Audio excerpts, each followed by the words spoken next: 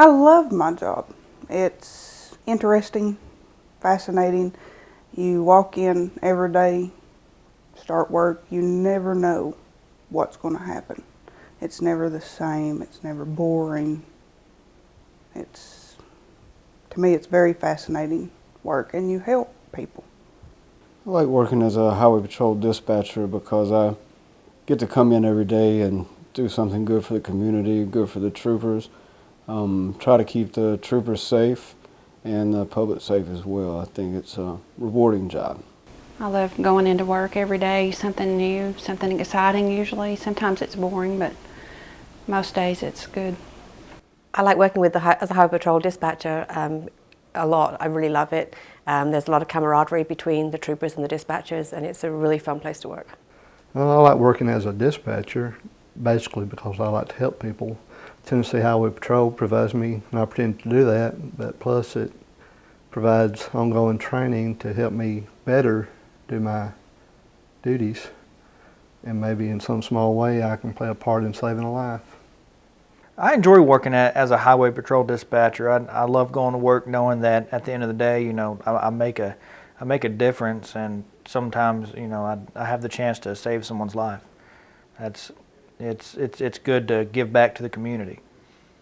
I thoroughly enjoy my job. A lot of people go to work, same thing every day. I know there's going to be something different every day that I go in, whether it's good, bad, or indifferent. There's going to be something I'm going to experience. There's going to be a life I'm going to affect.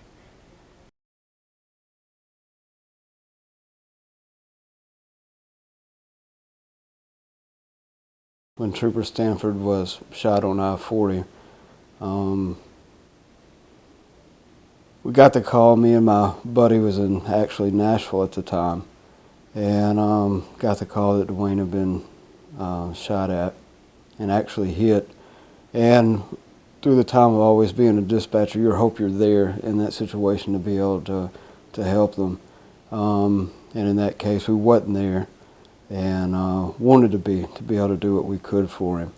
And it goes back to why I like being a dispatcher, is that you want to be there to help the troopers in their time of need and the public in their time of need.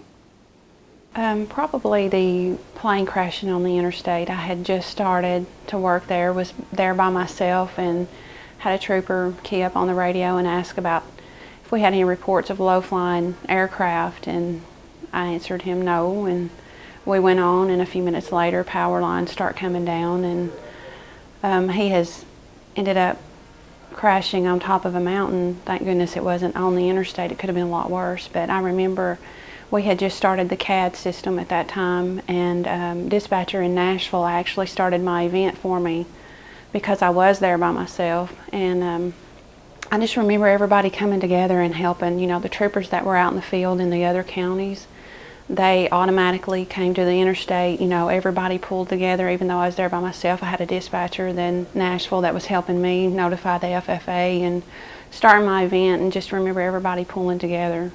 A certain call that I can remember that stands out in my mind would be the one where one of our troopers got hit by a car directing traffic for an accident. The fear in his supervisor's voice over the radio chilled me to the bone. We had to get ambulances there quickly. He'd been flung into the air and was badly injured, and he's still not actually back at work yet, and that was 2 years ago. That was probably the worst day of my life, the highway patrol. We had had a elderly couple that had been missing for several days, and it made national news. The son was a pilot, and he had been flying up and down the interstate to attempt to locate them. We finally found that they had run off the roadway off the interstate down and under some trees, and dealing with the family was pretty difficult on that because they were extremely upset, is understandable, and dealing with the media was very challenging. The biggest one is the day that Rodney Redmond got run over on 75 at the River Bridge in Loudoun County. I was by myself in that radio room. Man, in all the years I've done this, he was the very first officer I've had that ever got hurt while I was behind that console, and I will never forget that feeling in my life.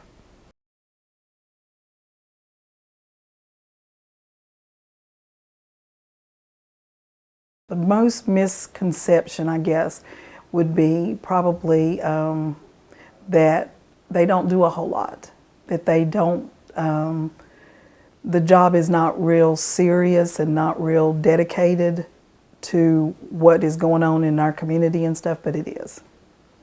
I think people don't realize that we are the first point of contact for them, that we are the ones who get the balls rolling, that we are there for our troopers, that we are there to help them compile their information, to put their puzzle pieces together. You know, we play a vital role in what goes on out in the field. Even though we're behind the scenes, we play an important role for our troopers. A misconception people have of dispatchers is that we sit at a desk, we answer a phone, and we talk on the radio. While we do those things, there's many other things that we do that especially when you go to train somebody, you don't realize what all you do until you try to teach it to someone. And it would be very difficult to even go into what we do on a daily basis. There is more to it than anyone will ever know. There's more to it than probably most dispatchers will ever know. That's why we train every year, or if you get more opportunities to train. It's not what you see on CSI or any of these other cop shows. We just ain't sitting there going 10-4. There's a lot more to it than anybody will ever understand. And you can't explain that. A misconception about dispatchers is that anyone can do it and all you do is sit around and answer the phone and talk on the radio. It's completely wrong. There's a whole lot more to it, and not everybody likes it and not everyone can do it.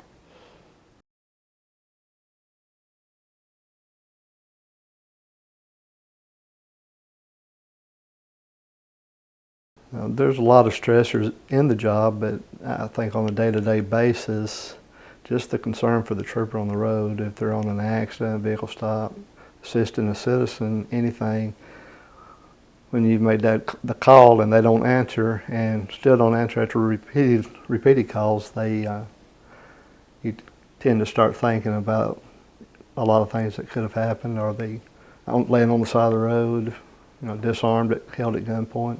Many things come to mind.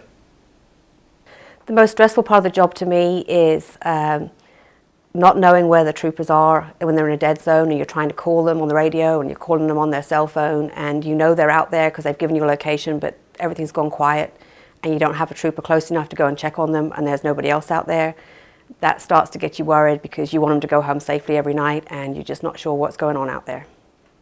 I think making sure that everything gets done. We get so busy and we have to go back and remember, did I get this done? Did I get this done? And make sure it gets done in a timely manner. That's pretty stressful sometimes. The most stressful part of the job is after you take a call, either from a trooper or on the telephone, and you do what you can. You send an ambulance, you send fire, you send the trooper, or if a trooper's in a stressful situation, you've done everything that you can do, but at that point it's out of your hands and you have to sit there and wait and see how it comes out, see if there's anything else that you can do. That we truly are a lifeline. The fact that what we do may depend upon if somebody makes it home to their family or not. And that weighs on you. But you have to take it seriously and you do the best you can do. And so far, all of mine have made it home.